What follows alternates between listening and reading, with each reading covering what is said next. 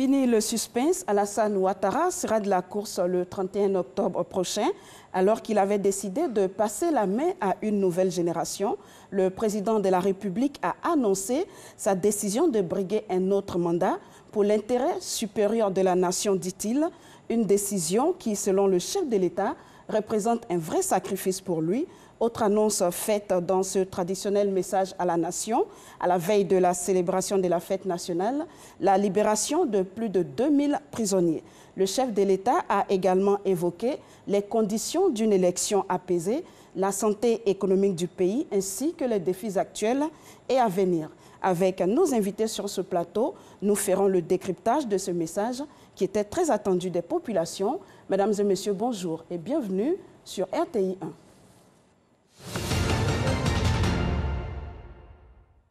Sa décision était très attendue après l'appel de son parti à rechausser les crampons pour une autre bataille. Alassane Ouattara a saisi le contexte de la fête nationale pour répondre « oui ». On l'écoute sur les motivations d'une telle décision.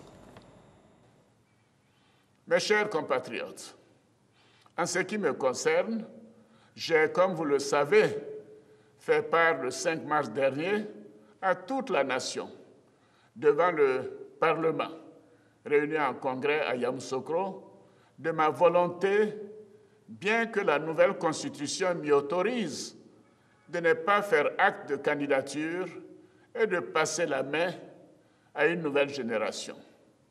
Depuis cette décision, j'avais commencé à organiser mon départ, à prendre toutes les dispositions au plan personnel et au plan politique. J'avais planifié ma vie après la présidence. J'avais entrepris de relancer les activités de mon institut et de créer la Fondation internationale Alassane Dramane Ouattara, ADO, dont les locaux sont en cours de finition. J'envisageais ainsi de mettre mon expérience en matière économique et de gouvernance au service des pays et des institutions qui le souhaiteraient. Au plan politique, ma décision avait abouti à la désignation, le 12 mars 2020, d'un candidat, chef d'équipe de cette nouvelle génération, de cadres compétents et dévoués, à même de préserver les acquis de notre pays en matière de paix et de progrès. Mais comme le dit l'adage, l'homme propose, Dieu dispose. Les récents événements tragiques avec le décès du Premier ministre Amadou Gon Coulibaly laissent un vide au niveau de l'équipe que j'avais mise en place pour poursuivre et consolider le programme de développement économique et social pour lequel vous m'avez fait confiance. Par ailleurs, le calendrier très serré, à peine 3 mois avant l'élection présidentielle. Les défis auxquels nous sommes confrontés pour le maintien de la paix, la sécurité nationale et sous-régionale, ainsi que la nécessité de juguler la crise sanitaire. Le risque que tous les acquis, après tant d'efforts et de sacrifices, consentis par toute la population, soient compromis. Le risque que notre pays recule dans bien des domaines. Tout cela m'amène à reconsidérer ma position. Face à ce cas de force majeure et par devoir citoyen, j'ai décidé de répondre favorablement à l'appel de mes concitoyens me demandant d'être candidat à l'élection présidentielle du 31 octobre 2020. Je suis donc candidat à l'élection présidentielle du 31 octobre 2020. Je peux vous assurer que cette décision mûrement réfléchie est un devoir que j'accepte dans l'intérêt supérieur de la nation, afin de continuer de mettre sans relâche mon expérience au service de notre pays.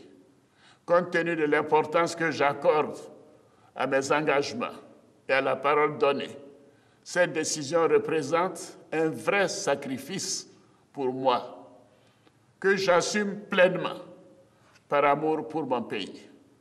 Par cette décision, je vais aussi prendre le temps d'achever de préparer la relève. J'entends également renforcer les actions de rassemblement et de réconciliation de tous nos compatriotes.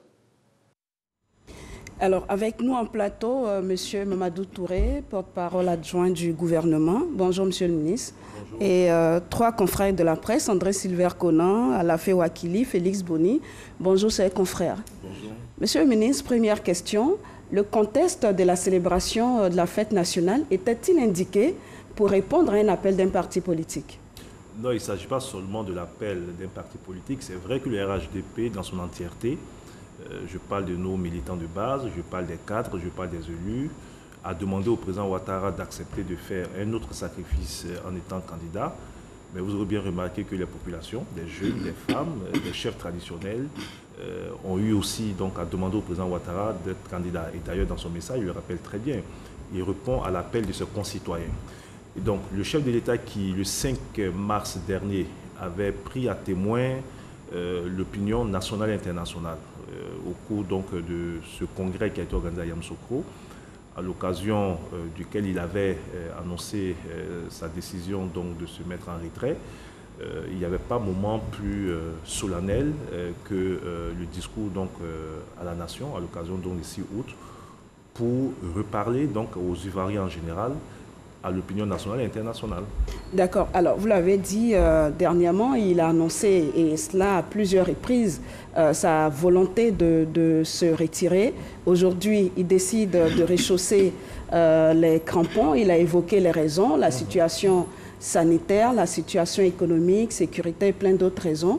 On note également au chapitre des raisons la disparition subite de l'ex-premier ministre, qui est véritablement, on va dire, l'événement déclencheur. Parce que la crise sanitaire existait avant, la situation économique, on la connaissait, la situation sécuritaire également. Est-ce que finalement, cette décision n'est pas motivée par l'intérêt supérieur d'un parti politique plutôt que l'intérêt supérieur de la nation? Non, les deux. D'abord, chaque parti est souverain. Nous avons estimé, nous, au nom du RHDP, que le président a respecté sa parole en nous écoutant le 12 mars dernier, puisque nous avons demandé en tant que cadre du RHDP et militant du RHDP au cours du conseil politique qui a été organisé que le Premier ministre Amadou Gon Coulibaly soit notre candidat. Le chef de l'État l'a accepté, il est le président de notre parti. Il a rappelé lui-même, nous étions dans la dynamique de la préparation de cette élection autour de notre chef d'équipe qui est Amadou Gon Coulibaly, lorsque nous avons été confrontés à sa disparition brutale à peine 3 mois avant l'élection présidentielle. Dans ces conditions, effectivement, le parti a estimé que, vu les enjeux de son unité, il était impérieux que le président Ouattara accepte de faire un autre sacrifice. C'est qu'il a accepté. Mais oui, la question donc, de la disparition d'Amadou Gon Coulibaly a pesé dans la balance. Mais lorsque vous allez au-delà du RHDP, que vous regardez aujourd'hui l'environnement économique et social, politique et sécuritaire de notre pays, un pays est dirigé par des hommes.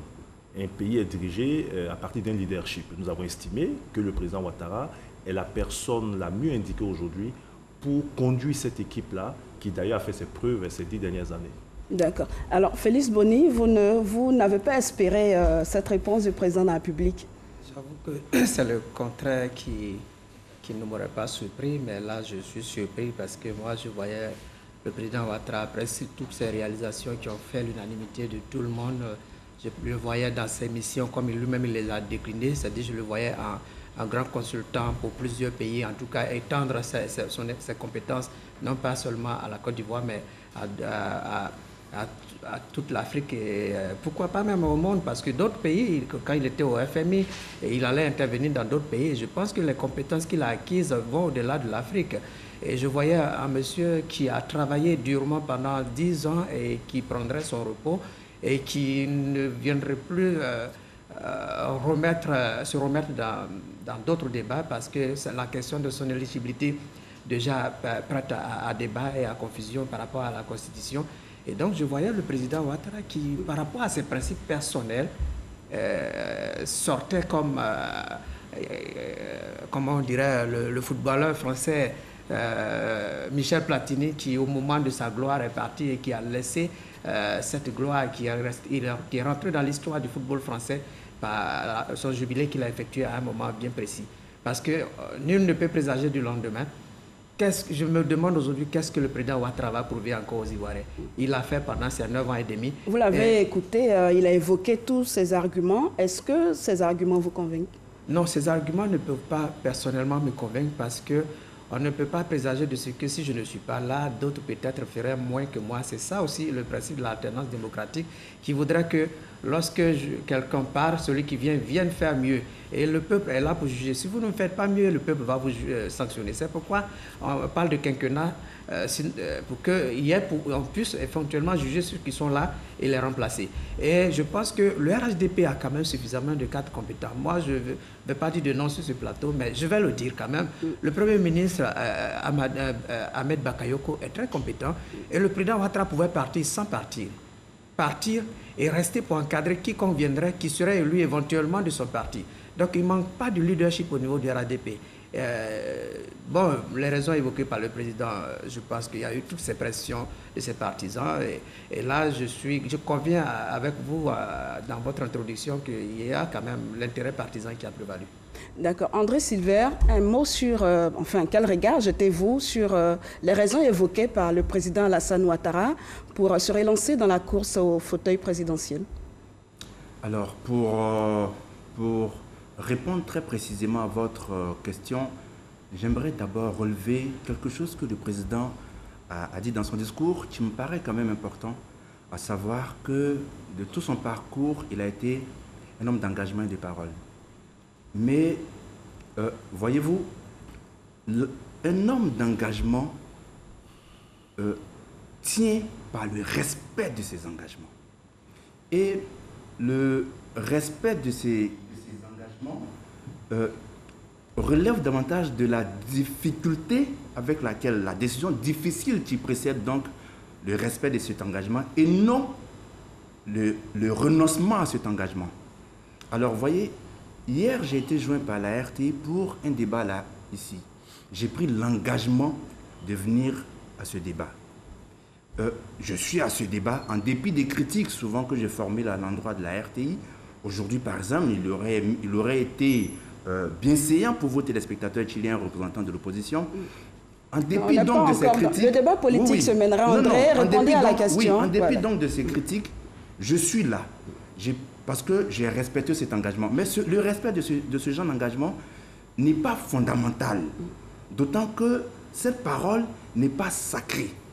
Par contre, un fumeur qui, par exemple, prend l'engagement de ne plus fumer et qui, face à des soucis qui l'amènent à griller les cigarettes, recommence à griller les cigarettes, en fait, il n'a jamais été un homme d'engagement. Le président Alassane Ouattara est-il un homme d'engagement? Je pense que l'histoire a déjà répondu. Maintenant, pour ce qui concerne votre question, je pense que les raisons qui ont été évoquées, à savoir la crise du coronavirus, existaient avant le décès du regretté Premier ministre Amadou Gon Coulibaly. L'attaque de Kafolo a existé avant le décès du Premier ministre Amadou Gon Coulibaly. Les difficultés que le président a soulevées existaient avant le décès du Premier ministre Amadou Gon Coulibaly. De ce fait, ces raisons-là ne tiennent pas, première chose. Deuxième chose, le décès même du regretté Amadou Gon Coulibaly, qui devrait être le vice-président du RHDP, dans le cadre du ticket qui devrait être mis en place après l'élection. Cette question elle est fondamentale. Qui devrait être le vice-président du président Amadou Gon Coulibaly s'il avait à être élu? Mais personne n'en parle. Était-ce M. Alassane Ouattara? Parce que personne ne voit ce vice-président qui aurait dû émerger à la disparition du Premier ministre. Et donc, ça pose justement la question de la formation que le président a donnée à ses cadres durant ces 9 années. Il a formé une seule personne. Est-ce que les années qui viendront, combien de personnes il formera, d'autant qu'Oufoué a mis 3 ans pour les former lui. D'accord. Alors, Alafin Wakili, votre compréhension de cette décision du président de la République? Moi, je pense qu'aucun des candidats annoncés n'a son vice-président encore connu. Aucun. Ça, c'est d'un. De deux, je pense que si le vice-président d'un camp était encore en place et puis le président Alassane Ouattara avait pris cette décision, il y aurait eu matière à dire beaucoup de choses parce qu'il a un vice-président avec lui en exercice déjà et qui est bon pour l'emploi, qui lui est resté loyal et fidèle, qui a peut-être 1 an de moins que lui. Pourquoi lui, Alassane Ouattara, voudra être encore candidat? Voyez-vous, on oublie souvent que c'est vrai, il y a eu le décès du Premier ministre Amadou Gon, mais il y a aussi eu le départ de Daniel Kablan-Duncan, le départ de Guillaume Soro, le départ de Mabri Touakeuse, le départ de Marcel Amontano, dans un contexte que l'on sait. Il ne faudrait pas oublier tous ces départs-là dans l'appréciation du nouveau contexte qui se présente. Cela dit, je note que ce ne fut pas une décision aisée à prendre et lui-même il a rappelé que c'est un grand sacrifice, il ne l'a pas dit assez, c'est un grand sacrifice moral par rapport à l'histoire, par rapport à l'image qu'il pourrait rester vis-à-vis de l'histoire. Mais il est contraint de prendre cette décision, de faire ce sacrifice pour l'amour pour la Côte d'Ivoire au nom de son intérêt, de son engagement d'un combat qu'il a toujours mené pour la Côte d'Ivoire. Il y a plusieurs options. Il aurait pu dire depuis le 8 juillet, je démissionne, je renonce, je m'en vais, débrouillez-vous. Il pouvait aussi, oui, comme on peut l'espérer, dire après Amadou Gon, dans mon camp, c'est vrai, tout le monde est parti, il y a X qui est là, le meilleur, mais il a certainement des informations dont nous ne disposons pas. Et puis il y a la troisième option, qu'il a choisi librement, qu'il assume, avec tous les risques pour son image, peut-être aussi comme d'autres peuvent le craindre, pour la stabilité de la Côte d'Ivoire. Mais dernier point, finalement, il a décidé, non, il a proposé, mais comme il a dit, il reconnaît quelque chose, Dieu dispose. Sans doute, Dieu a déjà disposé. C'est clair que Dieu sait ce qui va se passer d'ici le 31 octobre, après et jusqu'à 2025. Dieu a déjà disposé. Donc, nous les hommes, on fait ce qu'on peut. Le président Ouattara a fait ce qu'il peut. Le peuple fera ce qu'il pourra. André Sylvain fera ce qu'il peut. Tous les Mamadou dira ce qu'il peut. Félix, mais Dieu a déjà disposé.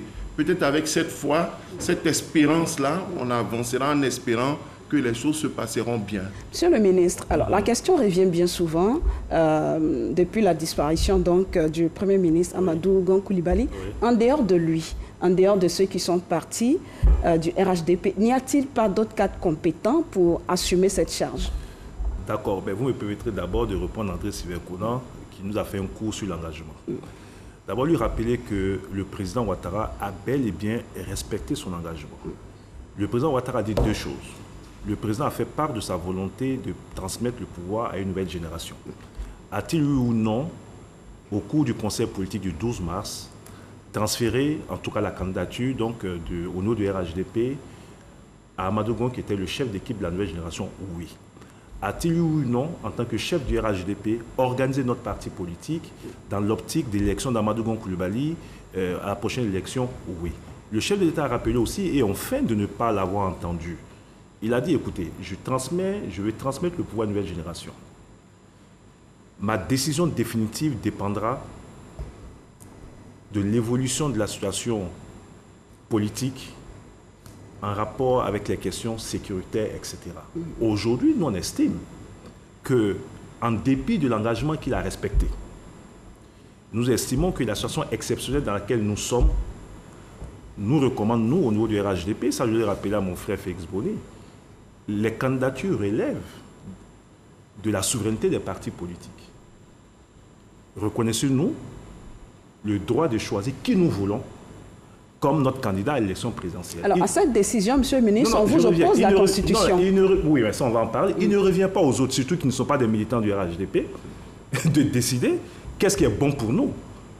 et de citer des noms de personnes. Nous avons notre parti politique, nous connaissons nos hommes, nous connaissons nos forces, nous connaissons nos faiblesses, et à partir de l'analyse, même la personnalité que vous avez citée, le Premier ministre Ahmed Bakayoko, il a quand même fait une déclaration où il a estimé qu'il était indispensable que le président Ouattara soit candidat.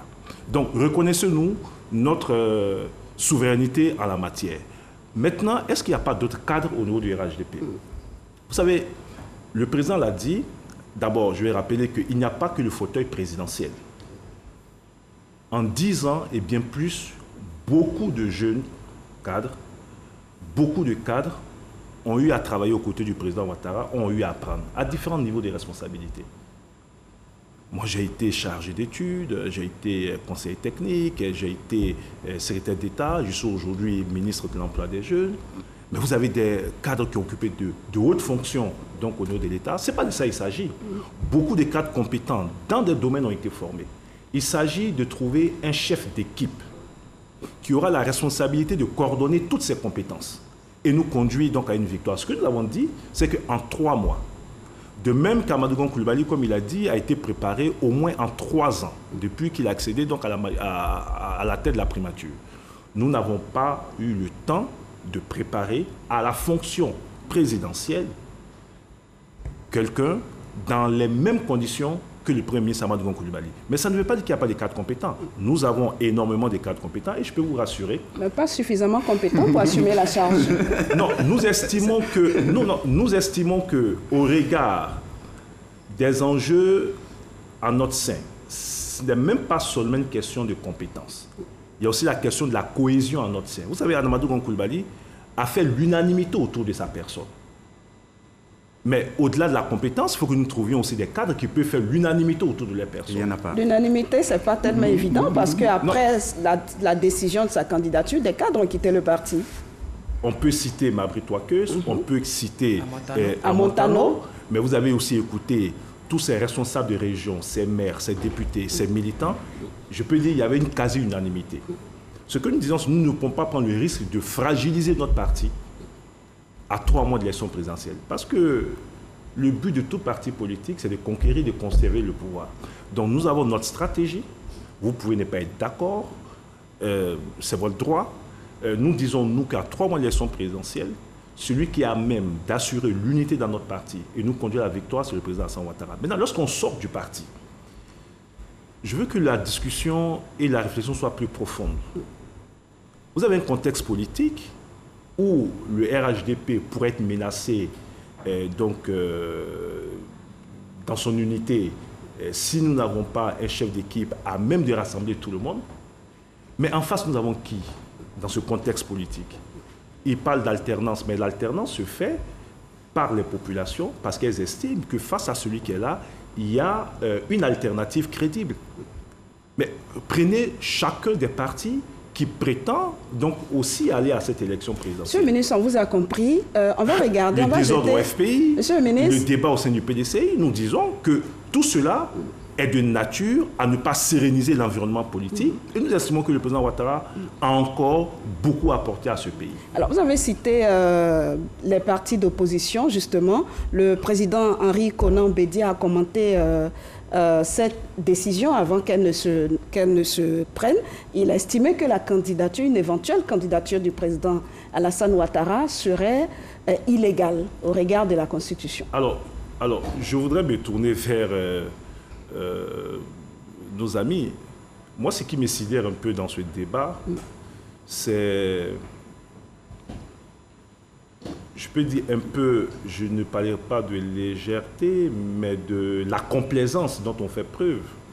Mais qui parmi eux a ressorti l'interview d'Henri Konan Bédié dans Jeune Afrique où il a dit qu'il ne serait plus candidat pour venir dire qu'il est candidat? Pourquoi on ne fait pas de débat sur le non-respect de l'engagement qu'Henri Konan Bédié a eu aussi à prendre devant l'opinion? Monsieur le ministre, votre compréhension de l'article 183 de la Constitution, c'est lui qui fait véritablement débat. Mais ma compréhension n'est pas importante aujourd'hui. Non, je vous le dis, ma compréhension n'est pas importante aujourd'hui. Parce que selon qu'on soit du RHDP ou de l'opposition, on dira que cette Constitution permet à Alassane Ouattara d'être candidat ou à Alassane Ouattara de ne pas être candidat. Nous avons, dans le cas du processus électoral, une chambre constituée donc de juges qui sont les seuls habilités à interpréter la Constitution avec effet juridique. Donc, chacun pourra dire ce qu'il veut. Nous disons, nous, que nous avons un candidat. Ceux qui ne sont pas d'accord ont des voies de recours. À la limite, si nous-mêmes avons des réserves sur des candidatures dans d'autres partis politiques, la loi nous permet aussi donc de faire des requêtes en la matière. Le reste, pour l'heure, revient au Conseil constitutionnel de trancher. Nous avons un candidat et nous sommes très contents qu'il ait accepté donc de répondre à l'appel de notre parti.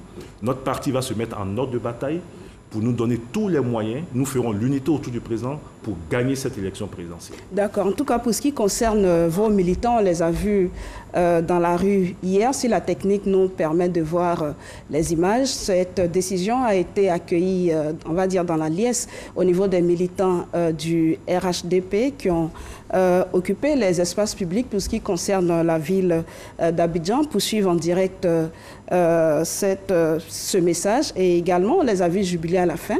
Mais elle ne fait pas l'unanimité. Comme on l'a dit, Henri Konan Bédié, le président du PDCI, l'a dit.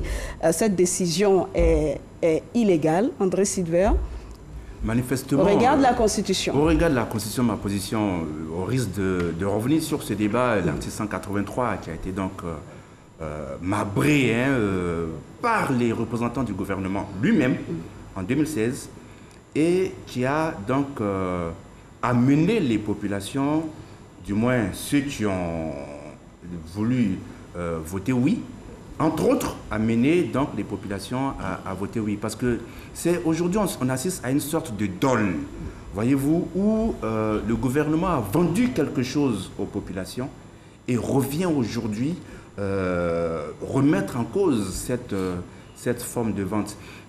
Pour moi, ce débat, dans tous les cas, ne mérite plus d'être mené. On le laisse alors juste constitutionnel. Pour moi, ça ne mérite plus parce que Alassane Ouattara est candidat. Et il appartiendra, bien sûr, comme je l'ai dit, au Conseil constitutionnel, de se prononcer. Évidemment, aujourd'hui, je suis très heureux que le RHDP s'en remette voilà, au Conseil justement, constitutionnel. on voit à l'écran les images de la célébration d'hier, après l'annonce de la candidature donc, du président Alassane Ouattara. On poursuit, allez-y. Voilà, bon, j'ai été gêné un peu par cette forme de mise en scène, vous voyez, où on appelle les gens. Bon, bref. On revient à la question, André. On revient à la question. Oui, oui. Et donc, voyez-vous, je suis aujourd'hui heureux que le RHDP estime que la décision appartient au Conseil constitutionnel. Quand on se remet dans le temps, en 2010, la crise post-électorale est née suite, notamment, je dis bien notamment, au refus du RHDP de se plier à la décision du Conseil constitutionnel. Mais pourquoi vous limitez seulement en 2010 ? Non, on peut remonter en 2002. On avait une Cour suprême qui avait rendu une décision qui a été appliquée au candidat du RDA à l'époque et il n'y a pas eu de problème. En 2010, le Conseil constitutionnel a rendu une décision, mais je vous rappelle que le même président de ce même Conseil constitutionnel est revenu sur sa décision et a expliqué les motivations qui ont abouti à une décision qui n'était manifestement pas conforme donc, à la loi. Il ne m'a pas laissé oui, allez-y rapidement. Alors, si vous voulez, en 2002, c'était une décision a posteriori. En 2000. En 2000, c'était une décision a posteriori. En 2010, le président du Conseil constitutionnel est revenu effectivement plusieurs mois plus tard, alors que le pouvoir avait changé de camp, sur sa décision, estimant très naïvement qu'il avait été possédé par Satan. Mais cela n'augure pas de ce que un président du Conseil constitutionnel aujourd'hui ne dise pas encore demain qu'il a été encore possédé par Satan. Pour moi, ce débat-là ne mérite plus d'être fait. D'accord, voilà. On va passer la parole à Lafay Wakili. La Constitution est-elle suffisamment claire? Moi, je pense oui. Chacun peut trouver ce qu'il veut dans la Constitution en rappelant qu'en 2000, la Constitution votée par le peuple a empêché Alassane Ouattara d'être candidat en 2000. 10 ans après, la même Constitution lui aurait permis d'être candidat à titre exceptionnel. Je ne sais pas comment ça peut être possible. C'est-à-dire, la Constitution dit que quelqu'un ne peut pas être candidat. Tiakoné prend la décision, il n'y a pas de recours possible. Une guerre après, au nom, dit-on, de la paix, en 2010, il devient candidat. En 2015, on est dans la paix. Et la même Constitution lui permet d'être candidat normal, non plus à titre exceptionnel. Ça n'a intrigué personne. Ça n'a intrigué personne pour être humble dans l'interprétation de la Constitution. Et les gens reviennent jouer à nouveau les experts sur un article de la Constitution. Voyez-vous l'article 183, comment moi je le comprends. Le code électoral nouveau a été adopté cette année 2020. Pourtant, après la nouvelle Constitution en 2016, il n'y a pas eu un nouveau code électoral. L'ancien code électoral nous a permis d'organiser un mois après la nouvelle Constitution l'élection des députés. C'est-à-dire, on a une nouvelle Constitution et il n'y a pas un nouveau code électoral. Et les députés vont à l'élection nouvelle, pour une nouvelle législature, pour un nouveau mandat avec l'ancien code électoral. C'est l'article 183 qui permet ça. C'est l'article 183 qui permet en 2018, sans nouveau code électoral, d'élire les maires et les conseils régionaux, d'élire les sénateurs. Mais c'est le rôle de l'article 183 qui a existé dans la Constitution de Côte d'Ivoire depuis 1960 et qui était dans la Constitution de 2000. Pourquoi veut-on lui faire dire ce qu'il ne dit pas? L'article 183 permet de faire tout ça, sauf... Pourquoi veut-on lui faire dire Non, mais André, vous le laissez poursuivre. Dernier point. Il faut clarifier les choses dans notre Constitution et limiter exclusivement les mandats. Voyez-vous, j'ai donné aussi cet exemple. Si en 2015, le président Alassane Ouattara n'avait pas été réélu, aujourd'hui, même s'il n'y avait pas eu une nouvelle Constitution, il pouvait être candidat en 2020. C'est-à-dire, en fait, ça ne limite pas en tant que tel les candidatures et les éligibilités. C'est une rééligibilité. Je donne l'exemple en 2010. Lorsque tout le monde demandait au président Gbagbo de partir, on lui faisait miroiter une candidat en 2015. On dit, écoute, tu as perdu pas, tu reviens être candidat en 2015. Pourquoi? Il aurait été candidat en 2000, 2010 et en 2015, il est candidat une troisième fois avec la même constitution. Pourquoi? Parce qu'en 2015, il n'a pas été élu. Cela signifie que la constitution, en fait, n'empêche pas de nouvelles candidatures, même sous l'ancienne, elle n'empêche que 2 mandats successifs. Mais là, on a un nouvel élément, c'est la Troisième République, une nouvelle constitution. Même l'ancienne constitution n'aurait pas pu empêcher, par exemple, quelqu'un qui est candidat en 2000, en 2005, en 2015, à condition qu'il n'ait pas été réélu une seconde fois, d'être indéfiniment candidat chaque fois qu'il veut. Donc il faut que la Constitution soit plus précise sur la question. Tout à fait. Félix Boni, au sujet de la Constitution, comment comprenez-vous toutes ces interprétations, tous ces débats? Est-ce la mauvaise foi ou simplement qu'elle est mal rédigée? Je dirais que la Constitution n'a pas été mal rédigée. Il ne devait même pas avoir d'interprétation parce que ceux qui ont écrit la Constitution l'ont interprétée avant de la faire adopter. Il y a eu une campagne pour faire adopter la Constitution. La campagne a eu lieu à 2 niveaux. Parce que la Constitution doit être adoptée d'abord par les députés avant de passer à référendum. Et devant les députés, notre ministre de la Justice, toujours ministre de la Justice, a été clair sur cet article 183. Je précise que lorsque le ministre passait devant les députés, nous avions un Parlement à 98% RHDP. Nous avions à cette époque le PDCI et le RHDP réunifiés. Il n'y avait pas de débat à l'Assemblée nationale. Mais les députés RHDP ont posé ce débat pour que le ministre les rassure sur cette question. Et le ministre qui a parlé n'a pas parlé de l'article 183 de façon vague. Il a bien cité précisément le président de la République qui ne pouvait pas être candidat à sa succession. Il rassure les députés qui adoptent la Constitution, qui passent maintenant en phase référendaire.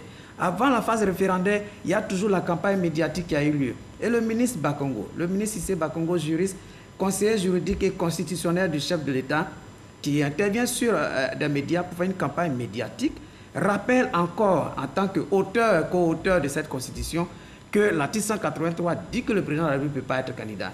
Tout ça rassure le peuple qui va voter une Constitution en disant qu'on ne va pas rentrer encore dans d'autres schémas, des débats qui vont nous ramener dans une crise. Aujourd'hui, juste après la décision du chef de l'État, nous avons tous suivi plus ou moins les premières réactions sur des médias étrangers. Ça suscite déjà une levée de boucliers. Félix, moi, je suis en train de dire ceci, monsieur le ministre, permettez que je termine. Oui, le président était en train de dire dans son discours que pour la stabilité du pays, pour les principes de paix, pour les principes personnels de paix, pour la stabilité du pays, c'est pour cela qu'il est candidat. ben, elle a sa candidature et elle-même suscite des débats qui peuvent aussi nous entraîner dans des questions de stabilité. Parce qu'à écouter ceux qui ont parlé ce jour sur des médias étrangers, ça veut dire que c'est une candidature qui, dans les jours à venir, va susciter une levée du Monsieur le ministre, vous terminez rapidement là-dessus. On va passer au prochain point. Moi, c'est vraiment l'incohérence dans l'argumentaire. On parle de peuple qu'on aurait convaincu. On parle de députés qui à 100% étaient RHDP, qu'on aurait convaincu. 98%. On se limite à deux personnalités, le ministre Bakongo et le ministre...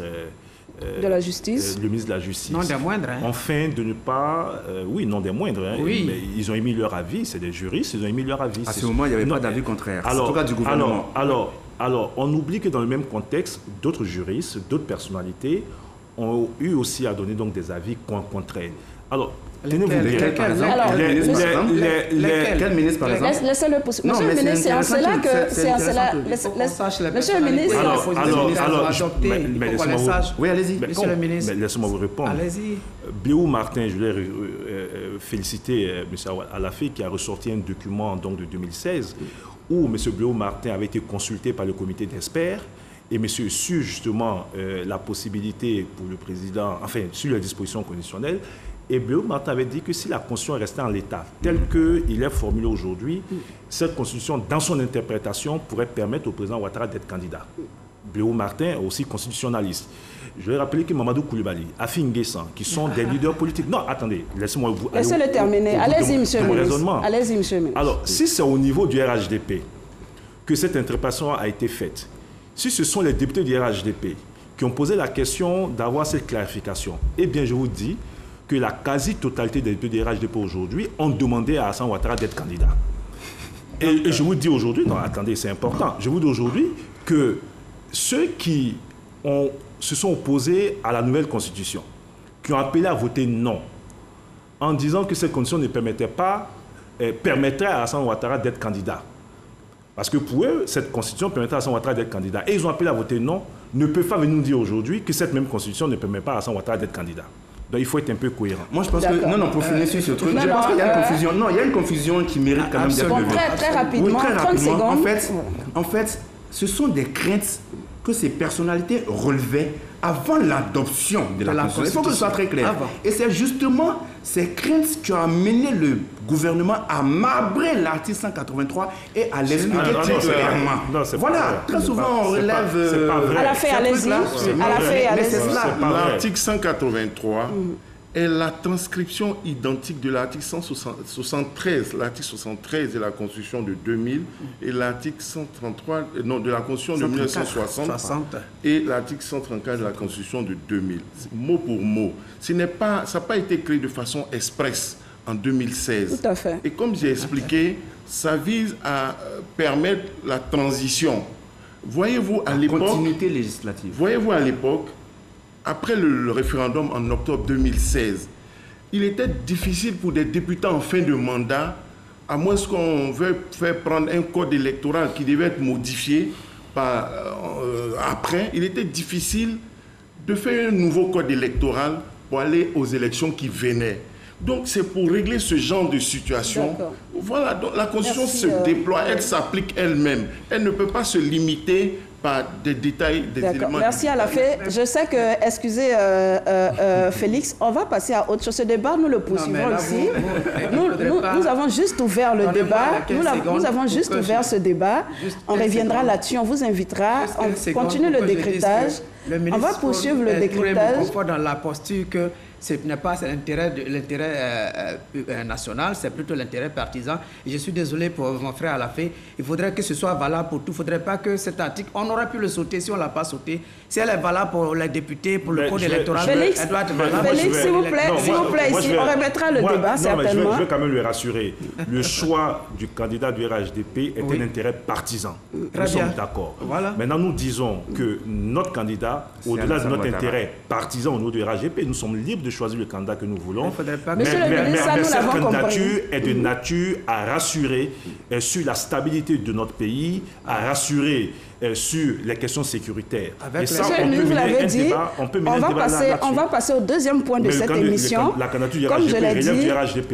Comme je l'ai dit... À moins que vous vouliez devenir RHDP, en ce moment, vous aurez droit à parler de notre candidature. D'accord, merci Monsieur le ministre. Comme je l'ai dit, c'est un débat que nous ouvrons et que nous poursuivons certainement avec des acteurs politiques, avec certainement des personnalités spécialisées en matière de droit. On va poursuivre sur le deuxième point du message à la nation du président de la République qui a annoncé hier la libération d'environ 2000 prisonniers qui seront donc remis en liberté. On va écouter le chef de l'État sur ce point.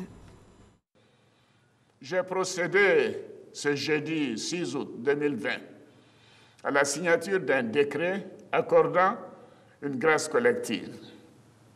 Cette mesure de grâce bénéficiera à environ 2000 de nos concitoyens condamnés pour des infractions mineures. D'accord. Alors, on l'a entendu, hein, c'est des prisonniers condamnés pour des infractions mineures. Monsieur le ministre, on attendait certainement un geste en faveur de personnalités politiques incarcérées, en faveur de personnalités politiques en exil. Je pense à l'ex-président de l'Assemblée nationale, Soro Guillaume, mais également à l'ex-président de la République, Laurent Gbagbo, qui a émis le vœu de rentrer au pays. Mais je ne comprends pas la question. C'est-à-dire que concernant le président Laurent Gbagbo, sa situation aujourd'hui échappe à tout le monde. Le président Laurent Gbagbo a fait une demande de passeport. Cette demande, contrairement à tout ce qui se raconte, il n'y a pas eu de refus. Cette demande est en cours donc de traitement. Mais je vais rappeler que selon la procédure qui a été énoncée par la CPI elle-même, compte tenu du fait que le procès n'est pas encore totalement terminé, le président Laurent Gbagbo, s'il veut se rendre dans un pays, pour ce que j'ai bien entendu, c'est le greffe du tribunal qui en fera donc la demande donc auprès du pays concerné et qui va s'assurer que ce pays-là va assurer la représentation de Laurent Gbagbo au procès en cas de nécessité. Donc cette procédure ne dépend pas totalement donc, de l'État de Côte d'Ivoire, comme certains veulent donc le faire croire. Pour le reste, le président Alassane Ouattara ne peut pas être pris à défaut sur les gestes qu'il a eu à faire. Et nous savons que l'année passée, une loi d'amnistie a été prise qui a permis la libération donc, de certains détenus, y compris Simone Yves Gbagbo. Nous sommes dans un processus. Le président de la République a des leviers nécessaires et il les utilisera quand il estimera que c'est nécessaire. Et pour l'heure, ce qu'il faut constater, c'est que à l'occasion du message donc, du Nouvel An et à l'occasion du message pour l'indépendance, il y a des traditions que le chef de l'État prenne donc accorde la grâce à des détenus de droit commun et c'est ce qui a été fait. Alors contrairement à l'année dernière, il n'y a pas eu de gestes en faveur de personnalités politiques incarcérées. Absolument, et c'est en contradiction alors flagrante avec ce que le président de la République lui-même a dit dans son propre discours, à savoir le rassemblement et la réconciliation. Alors, prenez son discours, c'est bien inscrit dedans.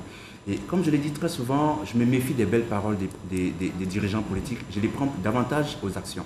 Là, c'était l'occasion pour le président de mettre en œuvre le rassemblement et la réconciliation qu'il était en train de prôner au paragraphe suivant.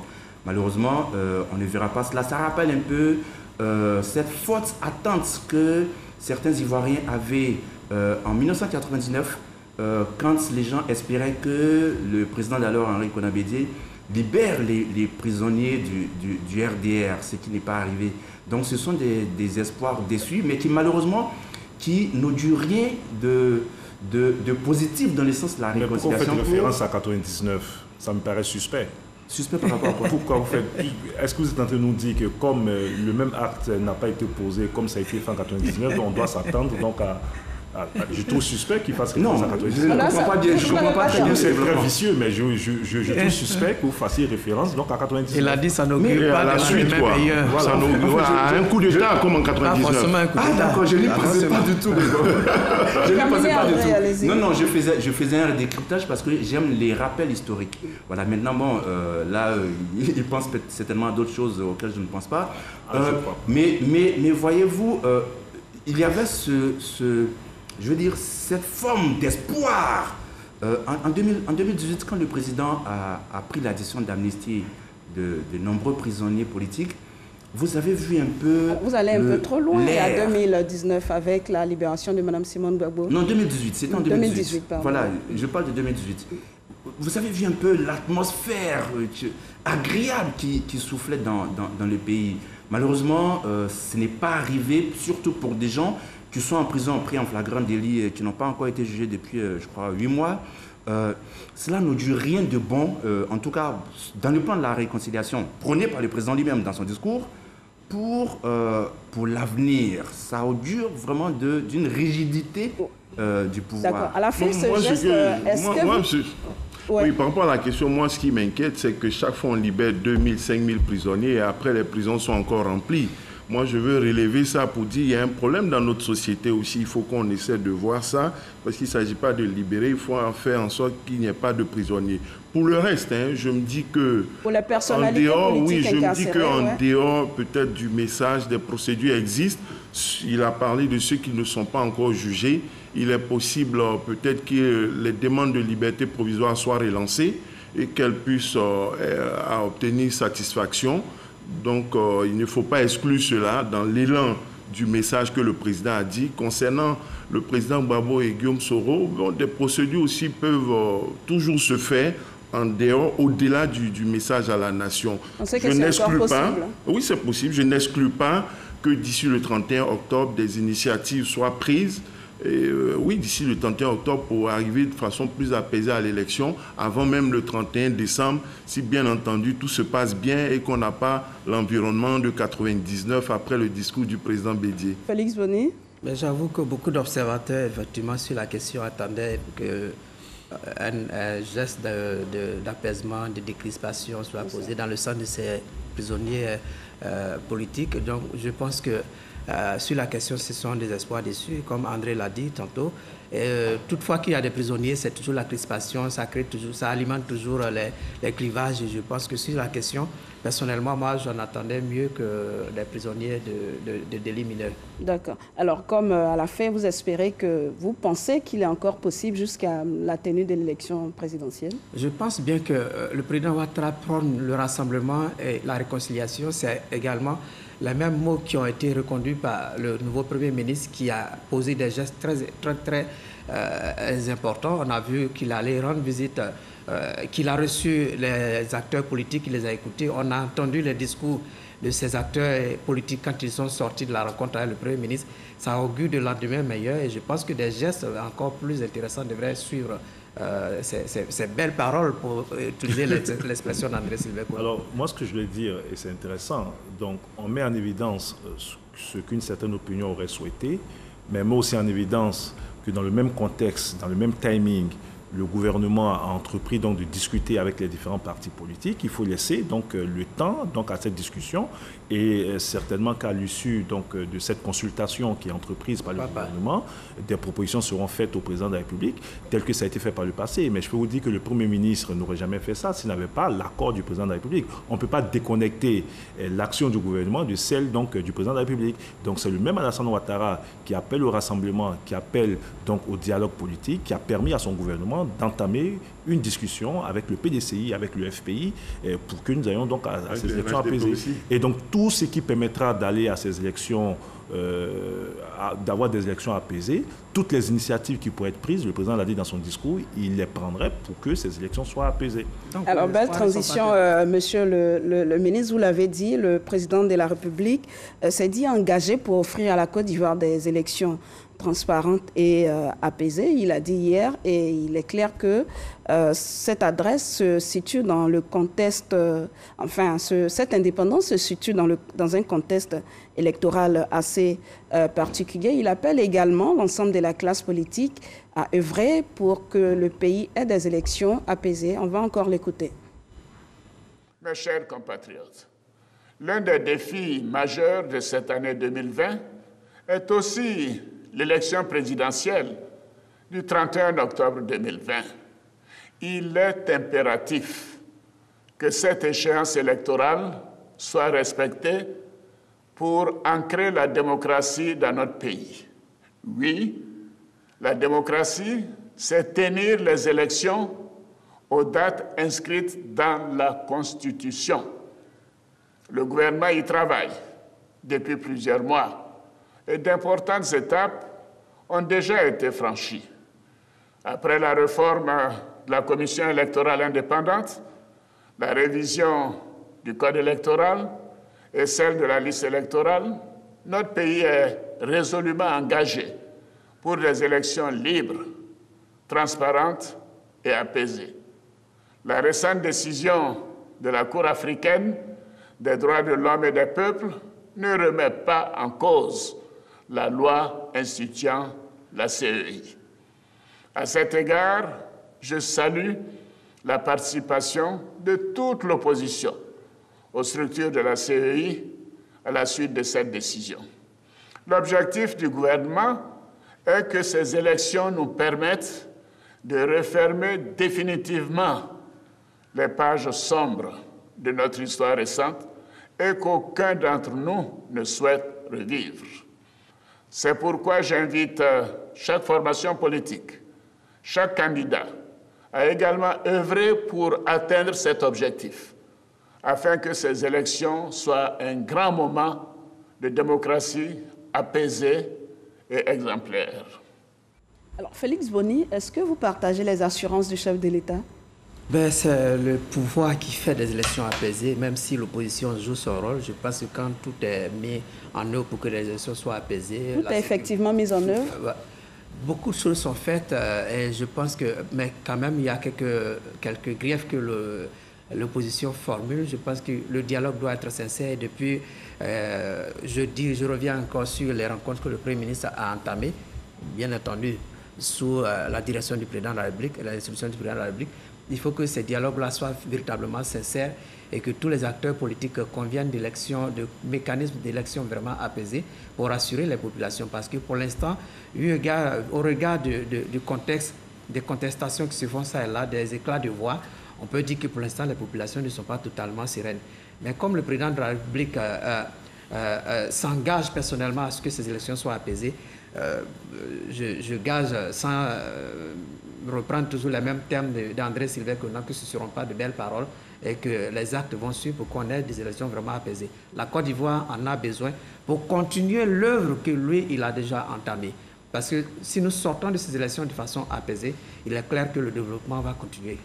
Alors, dans ces temps-ci, on a enregistré la désignation du représentant du PDCI-RDA à la commission électorale indépendante. Est-ce que c'est suffisant pour arguer d'élections, on va dire, apaisées et transparentes? Oui, c'est un grand pas. Ce n'est pas peut-être suffisant parce que le PDCI et l'opposition en voulaient plus, mais il est clair que même si ils avaient eu plus, notamment l'entrée de EDS ou peut-être des pro-Soro, rien ne dit que les choses auraient été meilleures. Parce que moi, je me dis toujours, nous donne l'exemple de la CI de 2010. C'est la CI de 2010 qui nous a conduit à la guerre. Tout le monde dit qu'elle était une bonne CI. Mais après l'élection, on a vu ce qui s'est passé. Est-ce que l'idéal, c'est de reconduire la même CI? Moi, je crois que vous pensez que la CI actuelle elle est bonne? Bon, vous avez vu même la Cour africaine des droits de l'homme et des peuples a dit que la composition est équilibrée. Hein?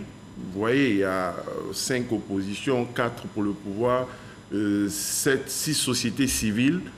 Donc, ça fait 16 personnes qui votent. Il y a aussi la question des CEI locales.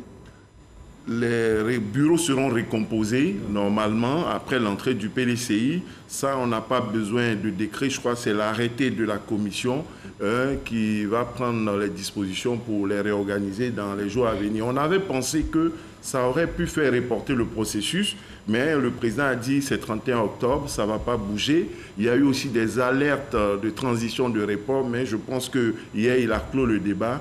Ce sera le 31 octobre, donc on regarde, on espère. Alors hier dans la matinée, avant donc l'adresse du chef de l'État à la nation, on a enregistré des manifestations d'opposants dans les alentours de la CEI qui protestaient contre le retrait de la liste électorale de leur leader. Aujourd'hui, nous sommes dans le contentieux. J'ai vu par exemple la requête faite au nom de Guillaume Soro.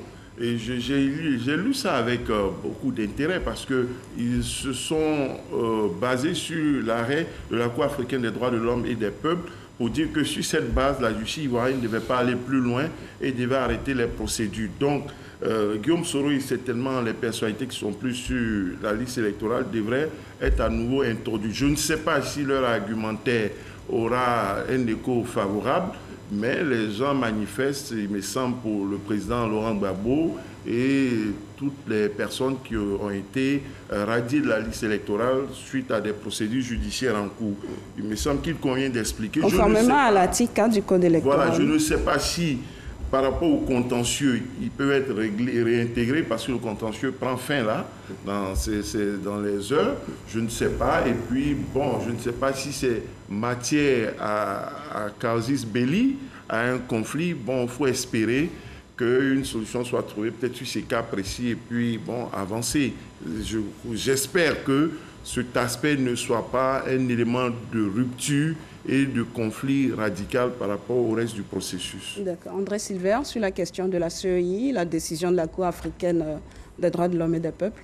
J'ai noté que le président a déclaré que la Cour africaine a estimé que la loi électorale était bonne et il n'a pas tort. Il a effectivement raison parce que c'est ce que dit l'arrêt de la Cour africaine. Cependant, le président a volontairement omis le fait que la même Cour africaine a émis quand même 2 ordonnances enjoignant le gouvernement donc de faire respecter donc la mise en œuvre de cette loi électorale à travers donc la recomposition des CEI locales et surtout le fait, deuxième ordonnance, le fait de donner la possibilité aux partis et à la société civile de désigner leurs représentants. Cela me paraît important. C'était 2 ordonnances bien précises. Pour le reste, on est tous d'accord qu'il faut qu'on aille à des élections apaisées. On se dirige vers une sorte de bataille de Kirina dont on ne sait pas très bien qui sera le Soumangoro Kanté ou le Sundiata Keïta. Et on espère que ce sera vraiment loyal. D'autant que, et moi c'est ma préoccupation majeure, là, le plus souvent en Afrique, les conflits, les crises post-électorales naissent alors que le pouvoir sortant refuse de concéder sa défaite électorale. On a vu un peu en Gambie, au Kenya, en Côte d'Ivoire. On n'en est pas encore là, on est encore dans le processus. Justement. Et donc, il est vraiment important que le pouvoir qui a la responsabilité donc de porter le financement, de garantir l'indépendance de la commission, puisse mettre tout en œuvre pour qu'on aille à des élections apaisées. Et cela passe par un dialogue inclusif. J'espère que ce n'est pas juste avec le Premier ministre, j'espère que ce n'est pas juste des prises de contact et que les choses vont se poursuivre. D'accord. Monsieur le ministre.